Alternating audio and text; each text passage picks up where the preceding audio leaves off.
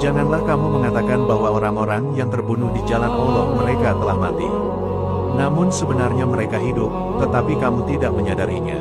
Al-Quran Surat Al-Baqarah ayat 154. Sekitar tahun 2013 lalu, wilayah Madinah sempat terjadi banjir dalam volume air yang lumayan besar.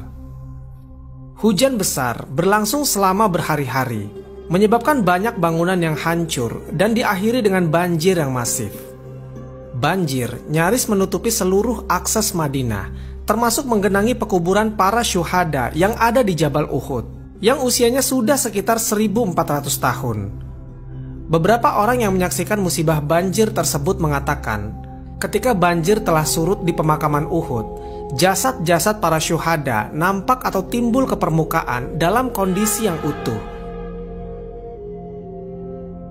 Beberapa di antara jasad tersebut sudah sulit dikenali, namun ada satu jasad yang disinyalir adalah paman Nabi Shallallahu Alaihi Wasallam, yaitu Hamzah bin Abdul Muthalib. Jasad paman Nabi Shallallahu Alaihi Wasallam ini darahnya masih mengalir dan menebarkan keharuman yang semerbak, meskipun telah dimakamkan pada 1400 tahun yang lalu. Jasad Sayyidina Hamzah mudah dikenali karena diketahui ada luka di dadanya seperti bekas kena tombak dan memiliki postur badan yang tinggi besar. Ketika jasadnya ditemukan, tangannya masih menekup lukanya akibat terkena tombak. Kemudian dari luka di dadanya masih mengalir darah segar. Selain jasad Sayyidina Hamzah, ada satu lagi jasad yang bisa diidentifikasi, yaitu jasad Sayyidina Abdullah bin Jas. Karena diketahui telinga dan hidungnya terpotong akibat diikat benang. Kedua tokoh inilah yang sekarang nisannya ada di Uhud. Jadi sekarang, kalau kita berziarah ke Gunung Uhud, kita hanya menemukan dua batu nisan saja, yaitu Sayyidina Hamzah dan Sayyidina Abdullah bin Jas.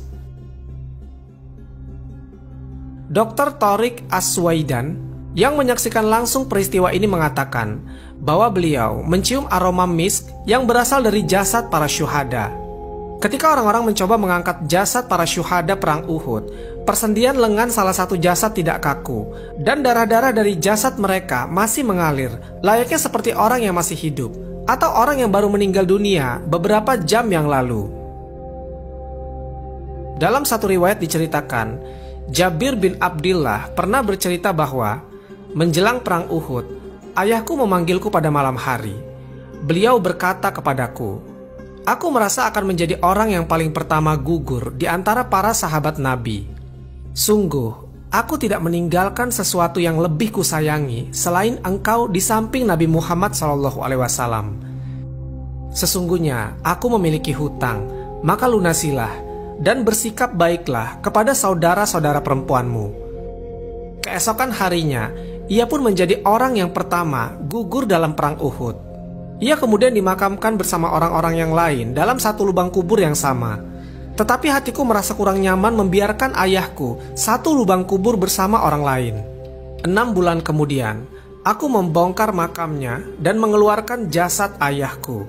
Jasadnya masih tetap utuh, sama seperti pertama kali aku menguburkannya. Jika dilihat petikan obrolan tersebut, membuktikan di mana ayah Jabir yang terbunuh dalam perang Uhud, dan ketika 6 bulan kemudian makamnya dibongkar, maka ditemukan jasadnya tetap utuh. 6 bulan adalah waktu yang cukup lama, di mana tubuh mayat seharusnya sudah hancur. Penelitian membuktikan bahwa 24-36 jam pertama setelah mayat dikubur, maka bola mata mulai menonjol dan kornea menghitam. Cabang-cabang urat nadi mulai terlihat di perut dan dada. 2-5 hari berikutnya, wajah dan seluruh tubuh menggelembung.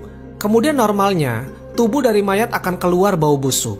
Lalu setelah melewati 5-10 hari, kulit mulai rapuh dan tubuh ditutupi larva.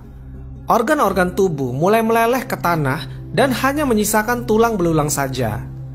Proses pembusukan mayat ini adalah karena tindak balas mikroba. Sebuah makhluk bernama mikroba memang diciptakan Allah Subhanahu wa Ta'ala untuk mereputkan atau membusukkan mayat sampai hancur lebur. Namun anehnya, perintah mikroba untuk menghancurkan mayat ini tidak berlaku pada jasad para nabi, syuhada, dan orang-orang yang hafiz Quran. Pada intinya, Allah Subhanahu wa Ta'ala yang menciptakan mikroba, ditugaskan untuk menguraikan makhluk hidup yang telah mati. Maka Allah Subhanahu wa Ta'ala pula yang bisa merubah sunatullah itu pada sesuatu yang dikehendakinya. Jadi, mikroba adalah makhluk yang sangat patuh kepada penciptanya. Mikroba tahu mana jasad manusia yang harus diuraikan dan mana jasad manusia yang diharamkan baginya untuk diuraikan.